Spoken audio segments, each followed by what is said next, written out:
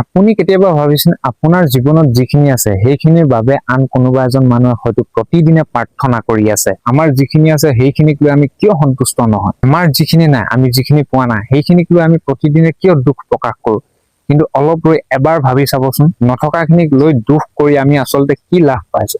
কাৰোবাৰ থাকিবলৈ এখন ঘৰ নাই, হয়তো ৰাতি শুবলৈ তেওঁলোকে চিন্তা কৰিবলগীয়া হয়। কাৰোবাৰ পিন্ধিবলৈ পৰ্যাপ্ত কাপোৰ নাই, কাৰোবাৰ আকৌ দুবেলা দুমুঠি খাবলৈও সংগ্ৰাম কৰিবলগীয়া হয়। কোনোবাই ৰাস্তাৰ কাষত বহি সহায়ৰ অপেক্ষা কৰে আৰু কোনোবাই দিনটো কাম কৰি সন্ধিয়া দুমুঠি ভাতৰ যোগাৰ কৰে। কিছুমান মানুহ এনেকুৱা আছে যাৰ ভৰিত পিন্ধিবলৈ এযোৰ চেন্দেল নাই, কিন্তু আপুনি এবাৰ নিজৰ জীৱনটোলৈ চাওক। আপোনাৰ থাকিবলৈ এখন ঘৰ আছে, পিন্ধিবলৈ কাপোৰ আছে, খাবলৈ খাদ্য আছে, মূৰৰ ওপৰত এখন চালি আছে, মা দেউতা আছে, আপোনজন আছে, হয়তো নিজৰ অলপ মাটি আছে, খেতি আছে, কাম কৰাৰ এটা সুযোগ আছে। তথাপিও আমি সুখী নহওঁ, কাৰণ আমি যিখিনি পাইছো তাৰ মূল্য নুবুজি আমি যিখিনি পোৱা নাই সেইখিনিৰ পিছত দৌৰি আছো। আমি ভাবো মোৰ ওচৰত সেইটো কিয় নাই, মোৰ ঘৰটো ইমান কিয় ডাঙৰ নহয়, মোৰ ওচৰত এখন ডাঙৰ গাড়ী কিয় নাই, আনজনৰ জীৱন ইমান ভাল, মোৰ জীৱনটো কিয় এনেকুৱা? কিন্তু আমি এইটো কেতিয়াও নাভাবো মোৰ যিখিনি আছে সেইখিনিৰ বাবে মই কেতিয়াবা কৃতজ্ঞ হৈছো নে? আপুনি যিটো জীৱনক লৈ অভিযোগ কৰি আছে সেই একেটা জীৱনে আন কোনোবা এজনৰ সপোন হ'ব পাৰে। আপুনি যিখন ঘৰক সৰু বুলি ভাবিছে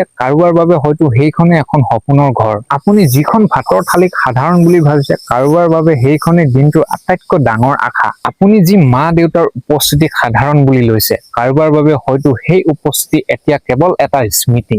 সেইবাবে জীৱনত সুখী হবলৈ সকলো বস্তু পোৱাটো প্ৰয়োজন নহয়। জীৱনত সুখী হবলৈ প্ৰয়োজন যিখিনি আছে তাৰ মূল্য বুজা। জীৱনত ডাঙৰ সপোন ৰাখক, আগবাঢ়ক, পৰিশ্ৰম কৰক, নিজৰ জীৱনটো উন্নত কৰিবলৈ চেষ্টা কৰক। কিন্তু উন্নতিৰ পিছত দৌৰোতে বৰ্তমানৰ সুখটো হেৰুৱাই নিদিব, কাৰণ কেতিয়াবা আমি ভৱিষ্যতৰ সুখ বিচাৰি ইমান দূৰলৈ আগবাঢ়ি যাওঁ যে আমাৰ হাতত থকা বৰ্তমানৰ সুখটো কেতিয়া হেৰাই গ'ল সেইটোৱে গম নাপাওঁ। জীৱনত যিখিনি নাই সেইখিনিৰ বাবে চেষ্টা কৰক, কিন্তু দুখত ডুবি নাথাকিব। যিখিনি পোৱা নাই সেইখিনি পাবলৈ পৰিশ্ৰম কৰক, কিন্তু যিখিনি পাইছে সেইখিনি কেতিয়াও অৱহেলা নকৰিব। কাৰণ অভাৱ থাকিলেই জীৱন দুখৰ নহয়, অভাৱৰ ওপৰতে যদি আমাৰ মনটো আবদ্ধ হৈ থাকে তেতিয়াহে জীৱন দুখৰ হৈ পৰে। আজিৰ পৰা নিজৰ জীৱনটোলৈ অলপ বেলেগ ধৰণে চাওক। আপোনাৰ ঘৰটোলৈ চাওক, আপোনাৰ মা দেউতালৈ চাওক, আপোনাৰ আপোন মানুহবোৰলৈ চাওক, আপোনাৰ হাত ভৰিলৈ চাওক। আপুনি সুস্থভাৱে উশাহ লৈ আছেনে সেইটো অনুভৱ কৰক।